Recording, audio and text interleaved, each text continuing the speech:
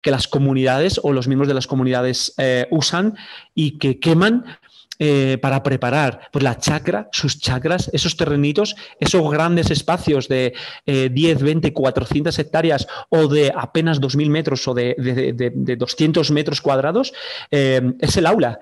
Y se parte desde el suelo, de la estructura del suelo, hasta el uso del fuego de forma ordenada. Y probablemente bajo una normativa que no restringe, sino que lo que hace es ayuda y acompaña al morador o a la moradora. Aquí tenéis varias fotos para terminar.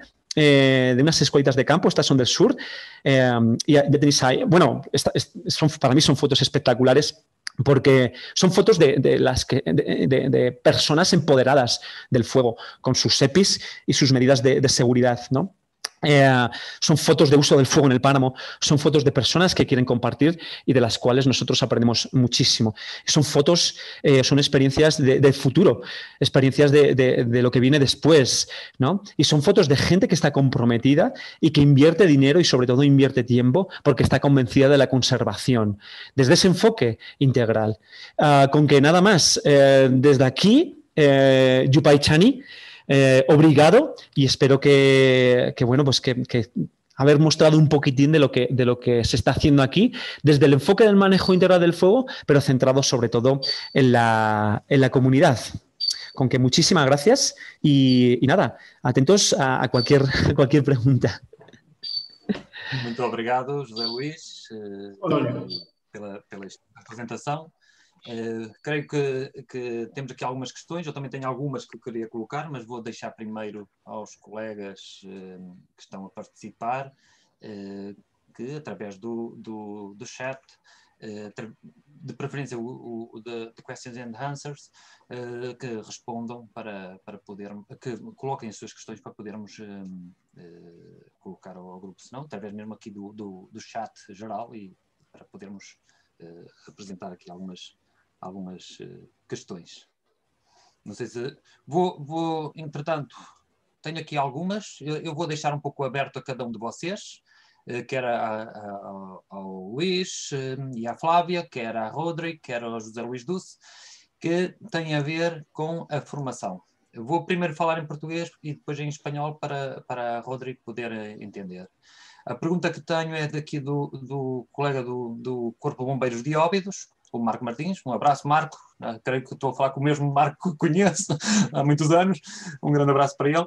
Bom, perguntam o seguinte: boa tarde, quais os níveis de formação, conhecimento, experiências dos elementos que integram as equipas de uso do fogo? Vou falar em castelhano para a Rodri.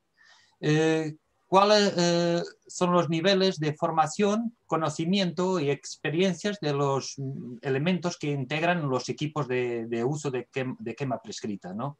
En Estados Unidos y Canadá? Quanto à outra questão aqui, vamos pôr aqui já duas, vamos ver o que é que depois vem a seguir. Perguntam se tem problemas nas florestas de pinheiro fazendo fogo prescrito. É uma pergunta que vem do colega da Sardenha, Emanuel Cabriolo. Eu creio que esta questão também nos Estados Unidos creio que não se põe, mas eu vou colocar.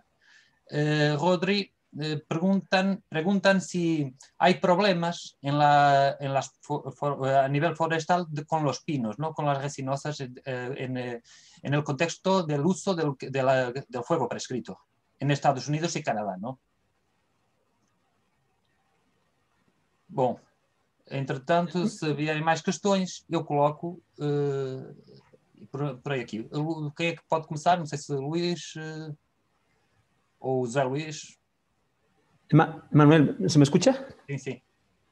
Sí, creo que Rodri tuvo que salir.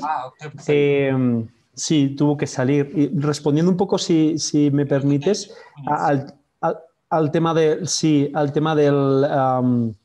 uso del fuego en pinos, pues es algo que se lleva haciendo naturalmente. De hecho, muchos ecosistemas, de hecho estamos hablando de una de las especies, una de las familias que muchas de las subespecies están más adaptadas al fuego. No solo adaptadas, sino que necesitan del fuego, ¿no? La resina no es un problema. El problema para mí es encontrar la ventana de quema. Exactamente igual que ocurre con el eucalipto o con los oaks o robles que estaba diciendo Rodri. O sea que el problema, o con cualquier especie, primero te planteas el objetivo y luego quemar bajo lo que llamamos una ventana, en unas condiciones que son las idóneas para manejar tú el terreno acorde a ese objetivo. Una vez dicho esto, en Estados Unidos, igual que en Canadá y en otras partes también, también son ejemplos, entiendo que hay muchos ejemplos también en Portugal, en el noreste de España también hay mucha ciencia desarrollada en ello y hay muchos ejemplos, hay muchos expertos también en Portugal que saben cuándo está esa ventana. Yo que no vengo de la ciencia, que vengo del mundo práctico, yo sin esa ciencia, sin esa gente detrás, yo voy a ciegas. Entonces, bueno, pues eso, el primer paso es esa ciencia, estudiar. Por eso decíamos antes, tanto Rodri como yo, y creo que todos los que estamos aquí somos estudiantes y alumnos del fuego, ¿no? Pero sí, o sea, no tiene por qué hacer daño. Lo que hace daño es cómo lo uses. Y lo que hace daño, yo creo, es el no saber o eso, simplemente. Gracias. Obrigado, José Luís. Luís, em relação à formação das equipas, principalmente, creio que aqui a pergunta é mais dirigida até às comunidades indígenas, creio eu. Do José Luís já vimos que sim, há formação. No Brasil, gostaríamos de saber qual é a experiência. E principalmente também mulheres, saber como é que as mulheres aderem a este trabalho, não é? A esta missão. Tá, grato pela pergunta, Marco Martins, né? Eu estava respondendo alguns de vocês em separado no chat dirigido, mas tenho prazer também em fazer com vocês aqui para todos, né? Bem, assim, quanto à formação dos nossos times, né? Eu diferenciaria dois níveis, né? Assim, a gente tem o ideal, né? Algo que a gente quer atingir, e a gente tem o real, né? A gente tem o momento atual, né? Assim, de fato, acho que para atingirmos o ideal falta bastante coisa, né? Falta bastante formação técnica, né? Mas o real também não é dispensável, e eu digo pelo seguinte: a maior parte dos nossos brigadistas, se não todos, em determinadas regiões do Brasil, e eu estou falando de cerca de 4 a 5 mil pessoas contratadas todos os anos para todo o território nacional, né? Juntando o órgão em que eu trabalho e mais outro do nível federal, trabalha basicamente com população local, né? E é fundamental o conhecimento deles, né? Esse conhecimento de campo territorial, esse conhecimento tradicional, né? Que já implica no uso do fogo para fins de sobrevivência ou ou com manifestações culturais que implicam no uso do fogo, né? Isso já nos ensina muito e nos dá muita segurança, né? Mas eu creio que, assim, nós agora estamos especificando quais são as carreiras ou quais são as necessidades que nós temos para formar os nossos times, né? E algumas coisas faltam mesmo, né? Por exemplo, uma coisa que é muito presente aqui na Chapada dos Guimarães, eu tive a oportunidade de debater tanto com o Emanuel quanto com o Dulce quando estiveram por aqui, né? Era uma coisa nova para nós, mas é cada vez mais presente, né? Gestão da fumaça, né? Para onde vai a fumaça das queimas que nós estamos fazendo, né? O monitoramento de parâmetros meteorológicos, né? As melhores condições para fazer queimas, né? Intuitivamente a gente acaba aprendendo por aqui e não só intuitivamente, mas culturalmente, né? As pessoas acabam trazendo isso para a gente, né? Mas é exigido cada vez mais, né? No preenchimento de relatórios técnicos, colocar lá determinadas, né, informações que a gente só pode obter por meio de instrumentação né, para fazer essas queimas, né?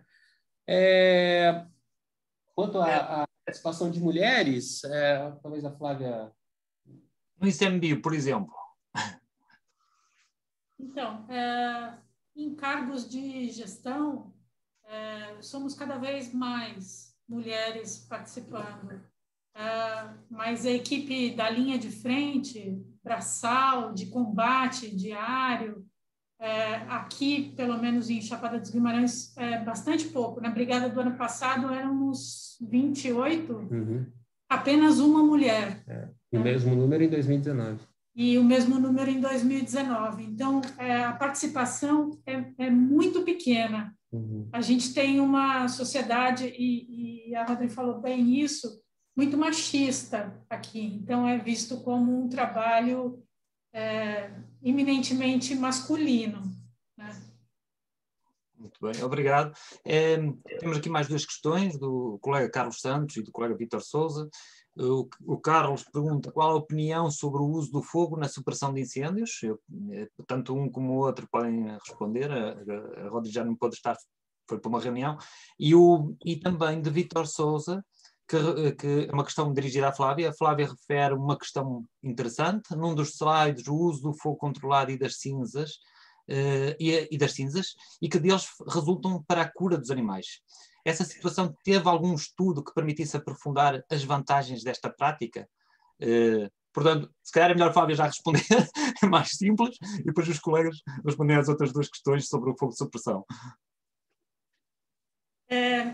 A pesquisa da área de humanas, ela não contabiliza muitas informações. O que a gente gostaria, o objetivo da pesquisa era registrar todo esse saber tradicional que está se perdendo ao longo do tempo por conta da implantação da política do fogo zero.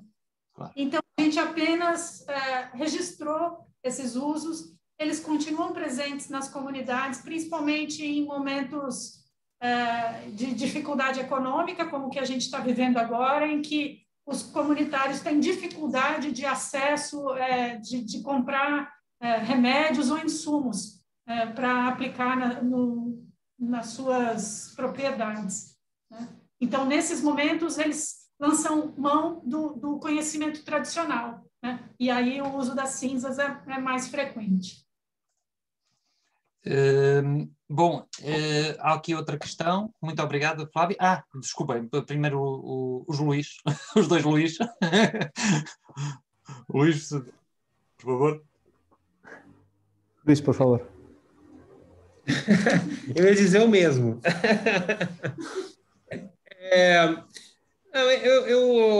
Talvez complementando o que foi falado pela Flávia, né, que foi quem foi para campo, estudou isso, né, e ouviu das pessoas, né, os usos que elas fazem do fogo. Quer dizer, eu acho que ainda persiste um tabu aqui no Brasil, de que a gente deve buscar o regime ideal do fogo, ou o regime mais próximo ao natural, né? Tentando simular situações naturais por aqui, né?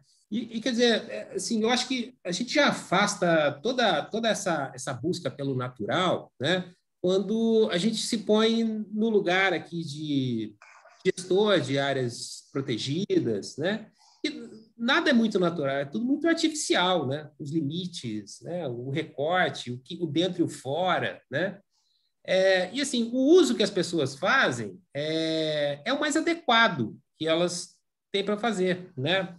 Por exemplo, esse uso de controlar pragas, né? Sim, num manejo conservacionista, ainda é difícil falar o que é praga, né? O carrapato é praga, o inseto é praga, a cobra é praga, né? Não, né? Elas fazem parte do ambiente, do habitat, né? Mas, ao mesmo tempo, como conviver com isso que, fora da minha área, está sendo visto como problema, né? Então, assim, praticar esse fogo em pequena escala, esses pequenos mosaicos que a gente pode fazer, né? Nesse tênue limite entre o que é o natural e o que é o cultural, né? Talvez resolva muita coisa, sabe? A gente perdeu um pouco essas barreiras, essas fronteiras, né? Assim, a questão... Foi bom teres tocado nisso, porque aqui também se passa com o uso do fogo, mais pelas comunidades rurais, não é? Em termos de afastamento da vida selvagem, ou seja, o lobo, que é um problema que temos, não é um problema, mas em termos de conservação é complicado quando temos produtores de gado em regime extensivo, como tu já chegaste a ver aqui na região, no país, que temos muito gado extensivo, então muitas vezes é necessário, utiliza-se muito o fogo, porque não é de agora, já é uma prática ancestral, para tentar afastar pelo contrário, o que acontece é que atrai, porque as áreas queimadas atraem o lobo, desculpa. Abrem clareiras e permitem que o lobo tenha mais condições para a caça, não é? Mas isto é outra questão. A questão era mesmo no uso do combate, que era como perguntava o Carlos Santos, no combate, o fogo da supressão, o fogo que é utilizado contra fogo ou fogo tático, como é que é usado no Brasil, se é usado, não é? Bem, eu sei que tu usas. Nós usamos, né? Assim, nós viemos de uma escola, né, de supressão do fogo, né? E nós, inclusive, temos aqui uma dificuldade em conversar sobre o uso do fogo em táticas de combate no Brasil, né? Porque já colocamos o uso do fogo como algo extremo, né? E de fato para situações mais extremas, né? Mas, assim, como algo extremo, podendo implicar um grande risco, inclusive, para as equipes que estão fazendo e tal, né? Quer dizer, assim, o fogo acaba sendo visto sempre de uma clave muito, muito ruim, né? Mas nós usamos muito, sabe? E eu acho que o uso do fogo tático, fogo do contrafogo, como nós chamamos por aqui, né? Nos trouxe muita segurança também para este momento que nós estamos vivendo agora, de uso do fogo em outras épocas, né? Uso do fogo de forma positiva, né? Para o ambiente. Né? José Luís Dulce, desculpa, não sei se concluíste, Luís. Sim. José Luís Dulce, a tua opinião no Equador sobre o uso do fogo na superação, no combate aos incêndios florestais? Sí, se me escucha, ¿no? Perfecto. ¿Se me escucha? Vale. Bueno, antes de nada, por si acaso hay alguien que no le ha quedado claro, ojo, el objetivo del fuego, porque parece que somos aquí como decimos en España, una panda de taraos, ¿no? Con el uso del fuego. Ojo, el objetivo del fuego o el objetivo del manejo integral del fuego no es quemar por quemar. El objetivo del fuego es la conservación. Eso es lo más importante. Lo que pasa es que la conservación se entiende desde muchos puntos de vista. Usar el fuego en supresión o en extinción, en combate, es simple y llanamente una herramienta más. No es ni fácil ni difícil. Evidentemente, las condiciones en las cuales se desarrolla el fuego son condiciones, o un incendio, son condiciones en las cuales a lo mejor hay baja humedad, altas temperaturas, alta velocidad del viento. Por lo tanto, son condiciones en las que la severidad, que es lo que va a afectar a los ecosistemas, es un poco más alta. Entonces, cuando usas el fuego, claro, usar el fuego es muy fácil, ¿no? Aparentemente es muy fácil, ¿no? Porque ya se apagará, ¿no? Es mucho más difícil usar el fuego en una quema controlada que persigues unos objetivos. Y es mucho más difícil para mí, para un paisano, un pastor de Navarra o del norte de Portugal, o para una persona de la tribu Yurok, no es tan difícil porque lo llevan usando mucho tiempo, ¿no? En combate se puede usar fuego, no hay ningún problema en usar fuego, ¿no? Insisto, sobre todo además cuando tienes permiso y aparentemente estás cualificado y calificado, certificado para hacerlo. Ahora bien, para mí el uso del fuego, donde más yo he usado el fuego en combate, donde más se ha usado el fuego en combate, que no es una cosa nueva, o donde más he aprendido de uso del fuego en combate, ha sido en Estados Unidos, ¿no? Aquí en Ecuador me consta que se ha usado, pero se ha usado muy poquito, porque el enfoque es apagar, y en sitios como en España, pues, que es lo que más conozco, son los 3 sitios que más conozco, también se ha usado, se usa regularmente. Pero el uso del fuego es uso del fuego, ¿no? Es una herramienta más. Para mí lo más importante es la gestión del territorio. ¿Por qué usan tanto el fuego en Estados Unidos, por ejemplo? Pues usan tanto el fuego porque tienen todo preparado para usar el fuego. Y saben dónde ponerlo, y si no, esta línea de control sé que no me lo va a parar porque el comportamiento es así o es así, me voy a la siguiente línea de control o al siguiente mosaico de oportunidad. Por lo tanto, para mí el uso del fuego en cualquier sitio, en cualquier circunstancia, tiene más que ver o bien con el uso cultural y tradicional que hemos visto, o bien con la gestión del territorio. Por eso, para mí, fundamental volver a eso, a la gestión del territorio. Obrigado, Luís. Temos aqui mais duas questões. Eu gostava de colocar aqui era uma observação. A Flávia deu ali um pequeno texto, uma situação de 24 de agosto, dia de São Bartolomeu, não é? Sobre o uso do fogo. Começavam logo a usar o fogo. E é curioso, porque a primeira legislação portuguesa que nós temos sobre o uso do fogo, o regulamento do uso do fogo, mais técnico para a gestão e principalmente em povoamentos, para a proteção de povoamentos de pinhal, estamos a falar de meados do século XVIII, portanto, é das mais antigas que se conhece, fala precisamente no dia de São Bartolomeu, era quando colocavam fogo. Atenção que normalmente quem geria estas áreas era gente que veio do Brasil. Por exemplo, o Frederico Van Hagen, que é muito conhecido no Brasil, principalmente o filho, não é? Um biólogo, um naturista, era muito conhecido e precisamente porque o trabalho que fazia junto também com as comunidades, aquilo que percebeu sobre o uso do fogo. E é curioso esta relação e estas datas também. Há aqui coisas que nos tocam, apesar de estarmos longe, mas que estamos muito próximos afinal, e provavelmente este uso do fogo em povoamento tem muito a ver com a relação que existe no fogo do cerrado também, não é?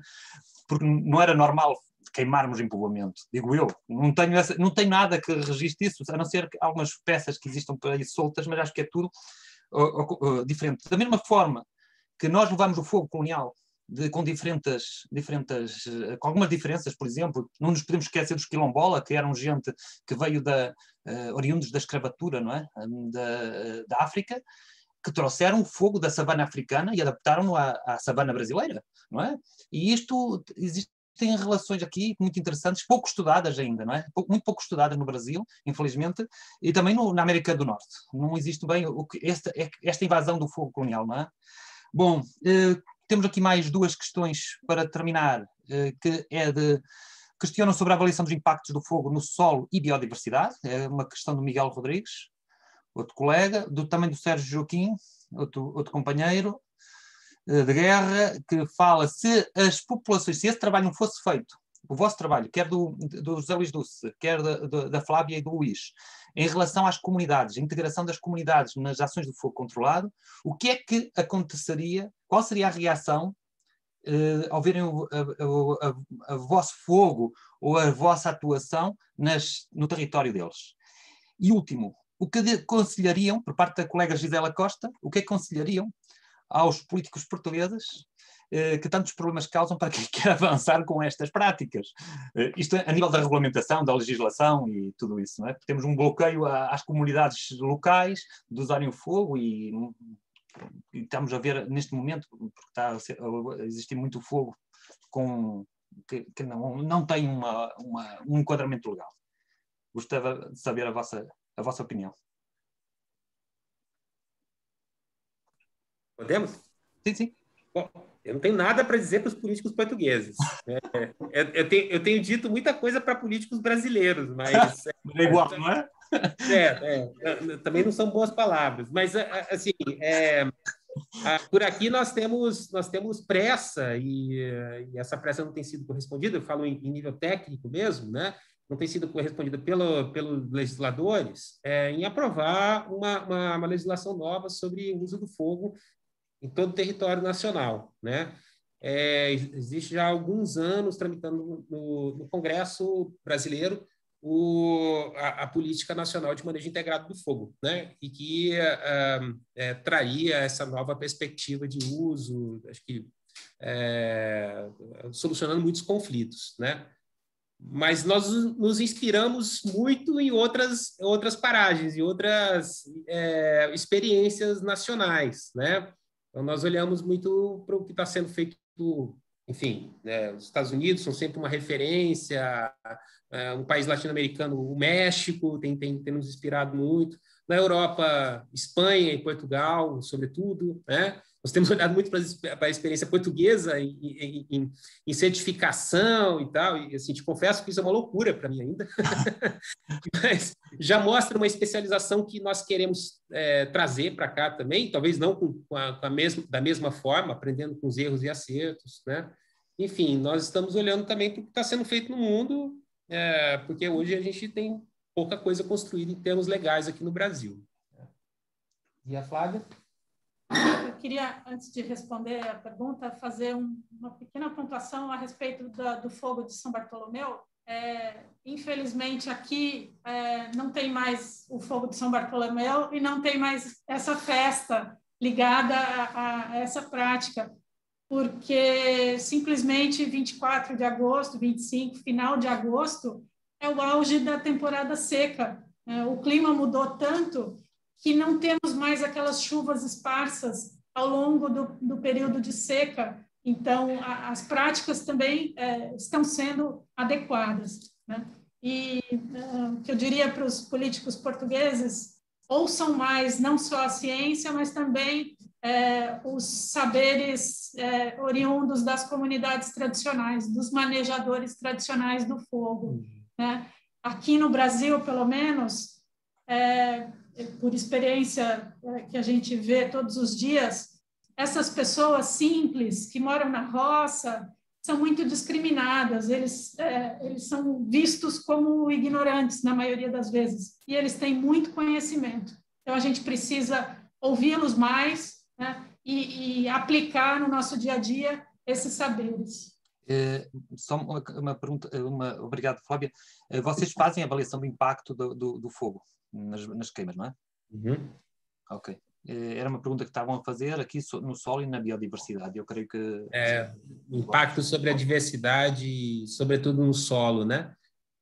Sim, nós temos algumas metodologias simples de avaliação, né? Elas devem ser refinadas com a agregação de pesquisas, né? De pesquisas científicas, né? É o que a gente tem cada vez mais pedido aos departamentos das universidades, né?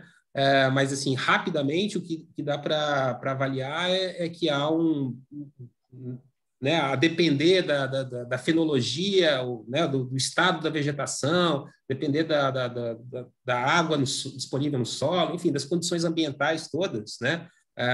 Nós temos uma severidade muito menor com o fogo feito antecipadamente, ou, pelo menos, mais próximo de condições naturais em que ele ocorreria, né? Outra coisa que eu destaco assim, é que, ainda que possa haver algum impacto negativo das queimas que nós temos praticado, né? E nós temos monitorado justamente para que, nessa perspectiva de manejo adaptativo, nós possamos mudar ao longo do tempo, né? Ainda que possa haver esse impacto negativo, é preciso ser avaliado qual é a dimensão, qual é o tamanho delas no ambiente, né? A gente sabe, né, por experiência, que aquele fogo de agosto ou setembro, o auge da época seca, ele vai ser muito grande e vai homogeneizar muito aquele mesmo ambiente.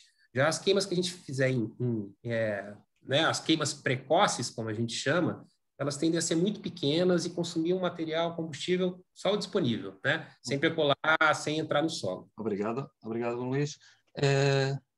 José Luís Dulce, na tua experiência, recados a Portugal, ou em geral, não é só Portugal, eu creio que é geral também, e também, não te vou perguntar esta questão da biodiversidade, porque isso foge a outras questões, mas porque também está aqui o Instituto Chico Mendes e creio que já respondeu, mas é esta questão. Qual é a recomendação que dás, uma vez que vemos uma institucionalização do fogo também, uma perigosa institucionalização do fogo, que eu acho que não contribui, não é?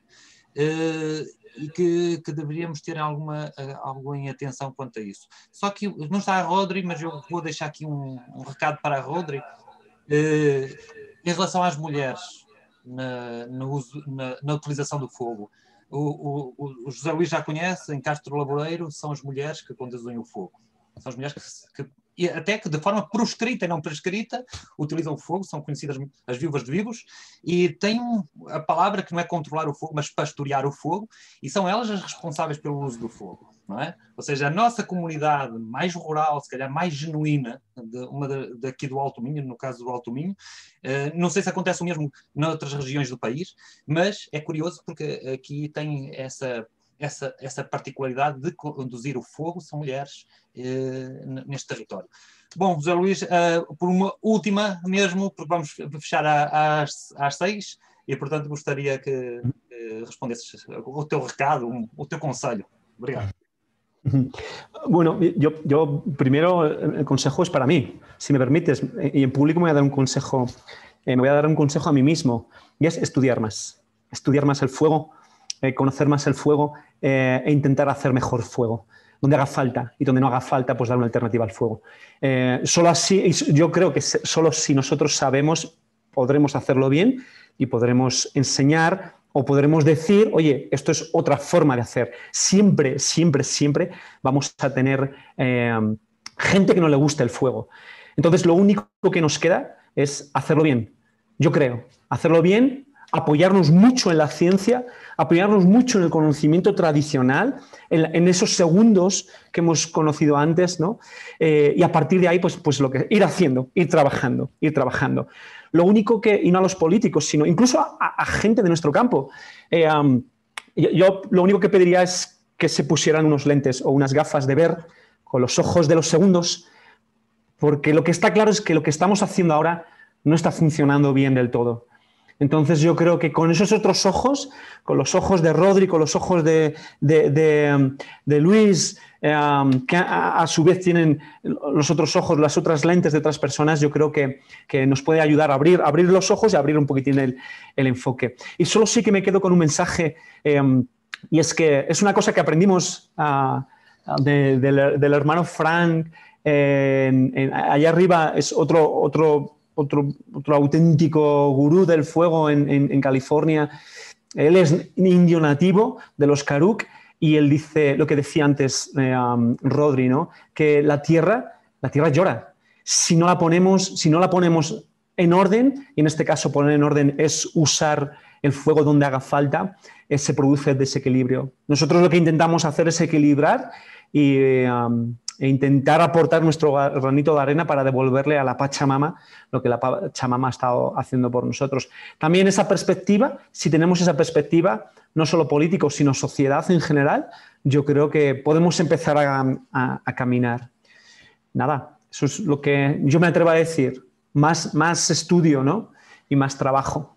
Eu creio que sim. Falta-nos muito... é assim, na Europa temos já muita ciência, não é? Já temos muita academia a apoiar-nos há algumas décadas. Falta-nos é o conhecimento tradicional, porque estamos a perdê-lo. Tanto que perseguimos que o perdemos, não é? E isso agora vai ser difícil recuperar também. Teremos que...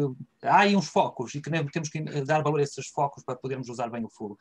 Bom, queria agradecer-vos a todos, agradecer também à Rodri, que não está presente neste momento, pela vossa paciência também, porque tivemos aqui alguns problemas técnicos que vos atrasou também os vossos compromissos aí, porque há uma diferença horária grande. E agradecer também e pedir perdão também pelas questões que tivemos, que são problemas técnicos que acontecem, que não controlamos tudo, como não controlamos o fogo, não é? Não controlamos o fogo, vamos adequando. E aqui também nos adequamos e adaptamos-nos às circunstâncias e era para agradecer também aos colegas que estão todos ainda a aguentar aqui, a ouvir-nos, os 104 já resistentes desta última hora do dia em Portugal.